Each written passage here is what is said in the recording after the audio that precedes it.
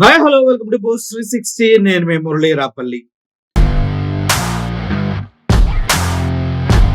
అనుకున్నట్టుగానే అంత రివర్స్ లో జరుగుతూ ఉంది. మనం ఎలక్షన్ కమిషన్ గురించి గతంలో చాలా వీడియో చేశాం. ఆ వీడియోస్ అంతా మీరు చాలా చక్కగా ఆదరించారు. ఎందుకంటే వాస్తవాలని మీరు చాలా బాగా అర్థం చేసుకున్నారన్న విషయం మా అందరికీ క్లియర్ గా అర్థమైపోయింది. ముఖ్యంగా ఎలక్షన్ కమిషన్ ఏం చేస్తుంది అంటే ఆంధ్రప్రదేశ్లో 53 లక్షల ఓట్లు అధికంగా లెక్కెట్టించి అధికారాన్ని కూటమికి కట్టబెట్టిందంటూ చాలా మంది మాట్లాడుతున్నారు. అందులో వాస్తవాలు కూడా పూర్తిగా మీ ముందు పెట్టాం. అయితే ఈ ఎలక్షన్ కమిషన్ ఎప్పుడు కూడా కూటమి ప్రభుత్వంలో ఉన్నటువంటి పార్టీలు బీజేపీ కావచ్చు, జనసేన కావచ్చు, టీడీపీ కావచ్చు, వీటన్నిటికీ ఫేవర్ చేసే విధంగా మన రాష్ట్రంలో చేస్తే వేరే వేరే రాష్ట్రాల్లో ఏ పార్టీలు అయితే బీజేపీతో కూటమిగా ఉన్నాయో వాళ్ళందరికీ సహాయం చేసే విధంగా ఎన్ని విధాలు సహాయం చేయాలో అన్ని విధాలు సహాయం చేసుకుంటూ వెళ్తుంది బీజేపీ గవర్నమెంట్. ఏం చెప్పట్లేదు, సుప్రీంకోర్టులో కేసులు వేశారు, దానిపైన అభియోగాలు ఉన్నాయి. ఎలక్షన్ కమిషన్ అనేది బీజేపీకి తొత్తుగా మారి వాళ్ళ సంకల్లో ఉప్పేసుకుని నాగుతుందంటూ చాలా మంది చెప్తూ ఉన్నారు.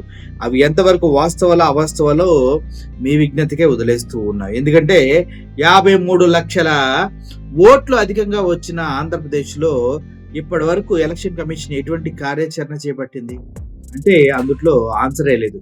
అదేవిధంగా ఇప్పుడు బీహార్లో కూడా మేము వెళ్ళి స్పెషల్ ఇంటెన్సివ్ రివిజన్ చేస్తామంటూ సుప్రీంకోర్టులో చెప్పడం జరిగింది. అలాగే అన్నట్టుగానే స్పెషల్ ఇంటెన్సివ్ రివిజన్ కి పర్మిషన్ తెచ్చుకోవడం కూడా జరిగింది. కానీ ఈ స్పెషల్ ఇంటెన్సివ్ రివిజన్ ని వ్యతిరేకిస్తూ బీహార్లో చాలా పార్టీలు వ్యతిరేకంగా మాట్లాడటం జరిగింది. అదేవిధంగా రాహుల్ గాంధీ అయితే క్లియర్ గా ఈ స్పెషల్ ఇంటెన్సివ్ రివిజన్ అంటూ ఓటర్ ఎవరైతే బీజేపీ ఇతర ఓట్లు ఏమున్నాయో వాటన్నిటిని తీసేయటం కోసమే గవర్నమెంట్ ఇటువంటి రివిజన్ చేస్తుంది. బీజేపీకి సంబంధించిన ఓట్లు కొన్నిటిని యాడ్ చేస్తారు. వాళ్ళు రోహింగ్యాలు అయి ఉంటారు, బంగ్లాదేశీలు అయి ఉంటారు. వాళ్ళకి ఇక్కడ ఆధార్ కార్డు, ఓటర్ కార్డు ఇచ్చి బీజేపీకి ఓటేయమని చెప్తారు. తద్వారా వాళ్ళు ప్రతి కాన్స్టిట్యున్సీలో 30 నుంచి 35 వేల మంది ఉంటారు. వాళ్ళు వేసే ఓట్లతోనే బీజేపీ అధికారంలోకి వస్తుంది. 30 నుంచి 35 వేల ఓట్లు ఒక కాన్స్టిట్యున్సీలో ఒక పక్షాన పెడితే మొత్తానికి కలిసి ఉండేదే దగ్గర 2 లక్షల ఓట్లే ఉంటాయి ఒక కాన్స్టిట్యున్సీకి. అందులో 35 వేల ఓట్లు బీజేపీకి పడితే మిగిలిన మొత్తం ఈజీగా మేనేజ్ చేయొచ్చు అనే ఒక ఉద్దేశంతో ఇటువంటి కార్యాచరణ చేస్తుంది. ఇదంతా కుట్రలో భాగం.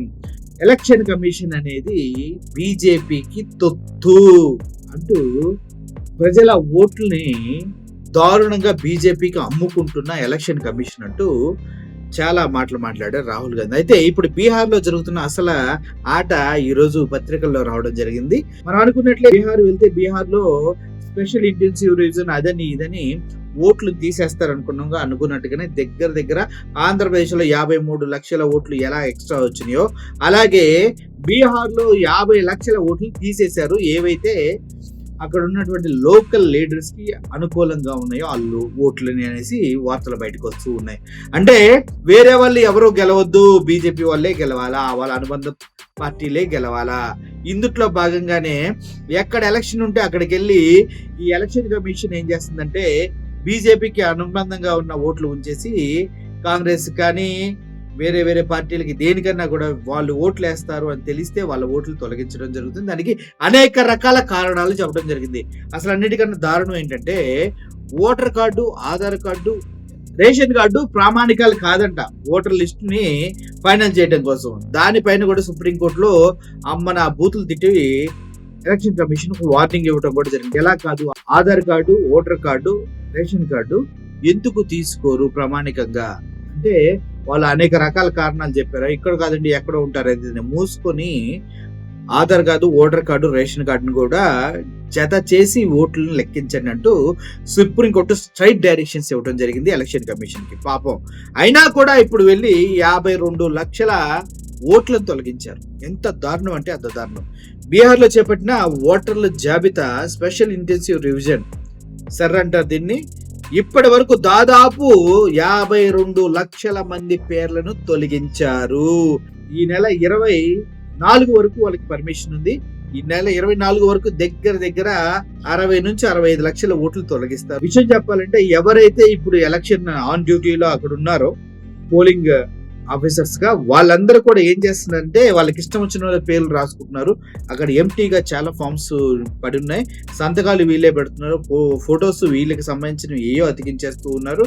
ఆ ఫామ్స్ అన్ని వీళ్ళే ఫిల్ చేసి వీళ్ళే ఓటర్ కార్డు అనేది ఇష్యూ చేస్తున్నారు ఎవరైతే బీజేపీ వాళ్ళు ఉన్నారో. ఇదంతా పెద్ద ఫ్రాడ్ జరుగుతుందంటూ చాలా మంది జర్నలిస్టులు అక్కడికి వెళ్ళి వీడియోలు తీసి దాన్ని ప్రచురించడం కూడా జరిగింది. దాన్ని తట్టుకోలేక వాళ్ళపైన కేసులు పెడతాం కూడా జరిగింది. అంటే ఎలక్షన్ కమిషన్ ఎంత దారుణంగా బిహేవ్ చేస్తుందంటే, వాస్తవాలు ఎవరైనా పత్రికల్లో కానీ జర్నలిస్టులు కానీ ఇన్వెస్టిగేటివ్ జర్నలిస్టులు కానీ ఏమన్నా చూస్తే వాటిని బయటికి చెప్పకూడదు, చెప్తే వాళ్ళపైన కేసులు పెట్టి కట్టడి చేస్తానికి కూడా ఎలక్షన్ కమిషన్ వెనకాడట్లేదంటే ఎంత దిగజారుడు రాజకీయాలు చేస్తుందో బీజేపీ ఒకసారి ఆలోచించండి. అదేవిధంగా ఇప్పటి వరకు 52 లక్షల ఓట్లను తొలగించారు. అందుట్లో 18 లక్షల మంది ఓట్లు అంట చనిపోయారంట. 18 లక్షల మంది ఓటర్లు చనిపోయారంట. అందులో 20 లక్షల మంది వేరు వేరు నియోజకవర్గాల్లో ఉంటున్నారంట. అంటే వాళ్ళు అక్కడ నుంచి ఇక్కడికి వచ్చి ఓట్లు వేయరు, ఏ కాన్స్టిట్యున్సీకి వెళ్ళి అక్కడికి ఓట్లు వేస్తారు కదా. అందులో 7 లక్షల మంది ఒకటికి మించి ప్రాంతాల్లో నమోదైన వారిని వివరించింది. ఈ అర్హులైన ఓటర్ల పేరుని ఆగస్టు 1 తేదీలోపు విడుదల చేసే ముసాయిదా జాబితాలో చేర్చేందుకు ప్రయత్నాలు ముమ్మరం చేశామని ఈసీ ప్రకటించింది. మళ్ళీ రాసి పెట్టుకోండి, బీహార్ లో కూడా బీజేపీ గెలుస్తుంది. నితీష్ కుమార్ అసలు అధికారాన్ని వదిలిపెడతానికి సిద్ధంగా లేడు, ఆయన కూడా బీజేపీతో అలయన్స్ లోనే ఉన్నాడు. అందుకోసమే ఇప్పుడు అక్కడ ఎలక్షన్ కమిషన్ వెళ్ళి ఓట్లు లెక్కింపు జరిపి అందుట్లో నితీష్ కుమార్ కి వ్యతిరేకంగా ఉన్న ఓట్లు మొత్తాన్ని తీసేసి నితీష్ కుమార్ గెలిచే విధంగా కార్యాచరణ అనేది రూపొందిస్తున్నారు. దీంట్లో భాగంగానే ఈ అక్రమంగా ఓట్లని తొలగింపు ఇప్పటికీ 52 లక్షల ఓట్లను తొలగించారు. ఈ నెల ఆఖరికి అంటే ఆగస్టు ఫస్ట్ వారంలో గ్యారెంటీగా దగ్గర దగ్గర 70 లక్షలకు పైగా ఓట్లు తొలగిస్తారు. అది నితీష్ కుమార్ గవర్నమెంట్ కి ఎంతో ఫేవర్ చేయడం జరుగుతుంది. ఇప్పుడు కేవలం మనకి 52 లక్షల ఓట్లు తొలగించిందే చెప్తున్నారు, కానీ ఇందులో కొత్త ఓట్లు యాడ్ చేస్తారు. పర్ కాన్స్టిట్యున్సీ 30 నుంచి 35 వేల కొత్త ఓట్లు యాడ్ అవుతాయి. దాని గురించి ఎలక్షన్ కమిషన్ ఏమీ చెప్పదు, ఎందుకంటే వీళ్ళే సొంతగా వెళ్ళి ఎవడెవడికి ఓట్లు వేయాలి, ఎవడెవడు అయితే బీజేపీకి ఓట్లు వేస్తారో అంటూ ఒక టీమునే మెయింటైన్ చేస్తున్నటువంటి సిచ్యువేషన్ దేశవ్యాప్తంగా ఉంది. ఎక్కడ ఎలక్షన్ జరిగితే అక్కడ 35,000 ఓట్లు పర్ కాన్స్టిట్యున్సీ కొత్తగా రిజిస్టర్ అవుతాయి. ఎలక్షన్ అయిపోయిన వెంటనే వాళ్ళు అక్కడ నుంచి వెళ్ళిపోతూ ఉంటున్నారు. అంటే అందుకోసమే వీళ్ళకి Aadhaar card, ration card, voter card అనేది ఐడి ప్రూఫ్ల్లో ప్రామాణికంగా ఎలక్షన్ కమిషన్ తీసుకోవడానికి సిద్ధంగా లేదు. ఎందుకంటే వీళ్ళ దగ్గర ఇవేమి ఉండవు. వీళ్ళ దగ్గర ఉండే ఏంటి, రెసిడెన్షియల్ అడ్రస్ ఎంఆర్ఓ ఆఫీస్లో ఇచ్చేవి అవి ఉంటాయి కదా, వాటిని పెట్టుకొని వీళ్ళు ఓటర్ కార్డులు తీసుకొని ఓట్లు వేసి అక్కడ నుంచి అక్కడికి జంప్ చేయాలన్నమాట. ఎవరిని అడిగితే 5 సంవత్సరాల నుంచి 6 సంవత్సరాల నుంచి ఉంటున్నామని రెసిడెన్షియల్ ప్రూఫ్ చూపించడం, వాళ్ళకి ఓటర్ కార్డులు ఇష్యూ చేయడం, బీజేపీకి ఓట్లు వేసి అక్కడ నుంచి వెళ్ళిపోవడం, ఇది జరుగుతుంది.